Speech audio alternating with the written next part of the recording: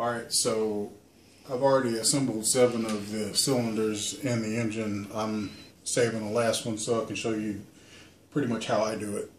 So the cylinder crankshaft has already been rolled down to bottom dead center rather.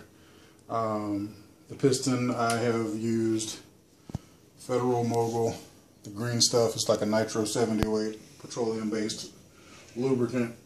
Right now the piston rings are dry.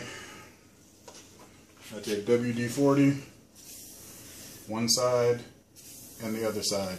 Now don't go crazy with that. This is the stuff from Total Seal.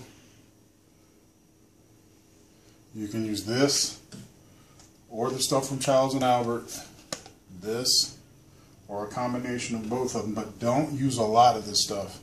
You only want to put a few drops, on the ring.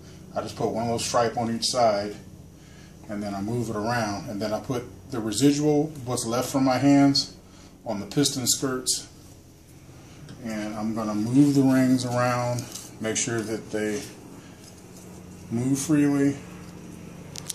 The gaps for the oil ring, I put 180 degrees from the wrist pin on each side.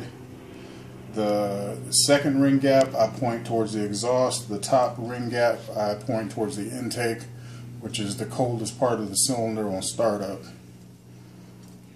So I get the rings just about like that, how we just talked about.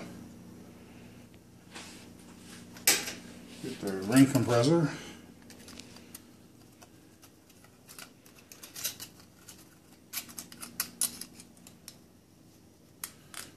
Make sure the location of the oil ring is not on the gap of the ring compressor. You want all ring when you're putting that in.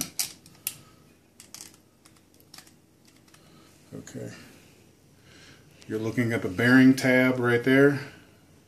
That's going on the outside. The chamfer is going against the crankshaft. While you're doing the assembly, you're verifying that the whole time. Taking your tool, I use a hammer, but I don't really care what people think about that. Anyway, I use a hammer just because I like to tap the ring compressor in place. If you're using one of those, the other kind, they work a little bit better, but for this particular bore, this is what I had. So I tap the bore, I tap the ring compressor in place, then I begin to knock the piston in.